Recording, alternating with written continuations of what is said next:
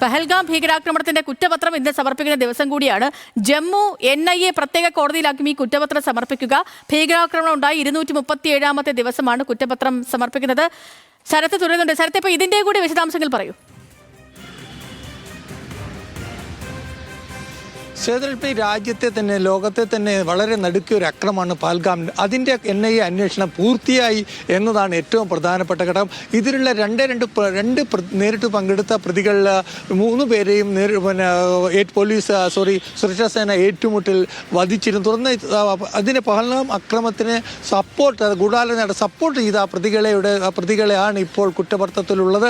ഏതായാലും കുറ്റപത്രം 237 ദിവസത്തിനിടയ്ക്ക് സമർപ്പിക്കാൻ കഴിഞ്ഞുകൊണ്ട് അന്താരാഷ്ട്ര ബന്ധമുള്ള അല്ലെ പാകിസ്ഥാനിൽ നിന്ന് നേരിട്ട് ലഷ്കർ-e തോയ്ബക്ക അല്ലെങ്കിൽ LAT പാകിസ്ഥാൻ ഭീകരർക്ക് നേരിട്ട് പങ്കമുള്ള കുറ്റകൃത്യം എന്ന നിലയിൽ ഈ അന്വേഷണം NIA പൂർത്തിയാക്കിയിരിക്കുന്നതാണ് ഏറ്റവും പ്രധാനപ്പെട്ട കാരണം. ഏതായാലും കുറ്റപത്രം ഇന്ന് 11 മണിയോടെ കോടതിയിൽ സമർപ്പിക്കും. ശ്രീലക്ഷ്മി.